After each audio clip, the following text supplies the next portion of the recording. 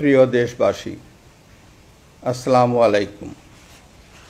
আপনারা জানেন প্রধানমন্ত্রী শেখ হাসিনা রাষ্ট্রপতির কাছে পদত্যাগপত্র জমা দিয়েছেন এবং আমি তা গ্রহণ করেছি।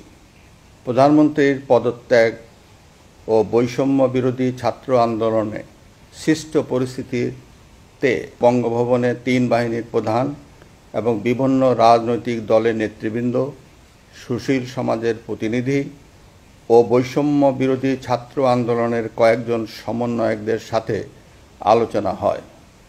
শুরুতেই সেনাপ্রধান বিরাজমান সার্বিক পরিস্থিতি ও রাজনৈতিক দলগুলোর সাথে তার আলোচনা সম্পর্কে আমাকে অবহিত করেন। রাজনৈতিক নেতৃবৃন্দও এ সময় তাদের বক্তব্য তুলে ধরেন।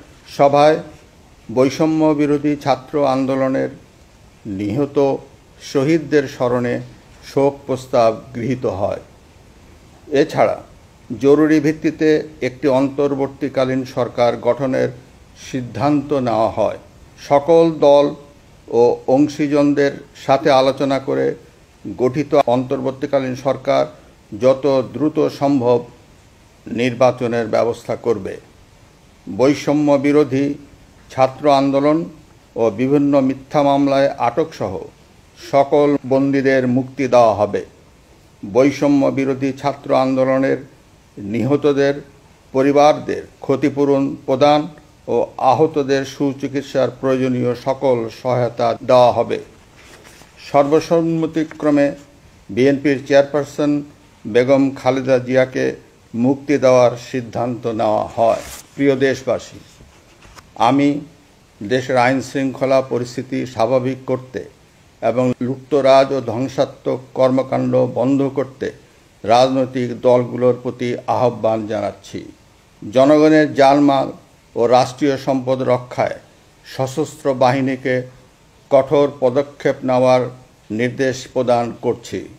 সাম্প্রদায়িক সম্প্রীতি ও সংখ্যালঘুদের নিরাপত্তা নিশ্চিত করতে এবং সরকারি সম্পত্তি রক্ষায় সকলকে এগিয়ে আসার আহ্বান জানাচ্ছি। দেশের অর্থনীতি, প্রশাসন ও শিল্প কলকারখানা চালু রাখার লক্ষ্যে সকলকে কার্যকর ভূমিকা রাখার আহ্বান জানাই।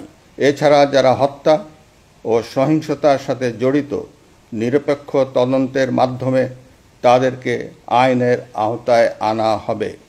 গণপ্রজাতন্ত্রী বাংলাদেশের সংবিধান অনুযায়ী অনতিবিলম্বে বর্তমান সংসদ বিলুপ্ত করা হবে। দেশের সকল অফিস আদালত স্বাভাবিকভাবেই চলবে। প্রিয় দেশবাসী, আসুন আমরা দেশকে বাঁচাতে একযোগে কাজ করি।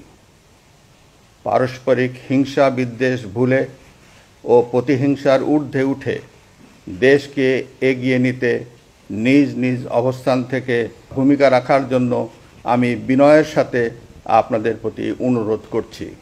একটি সুন্দর ও সোনালী ভবিষ্যতের প্রত্যাশায় আমরা এগিয়ে যাব ইনশাআল্লাহ।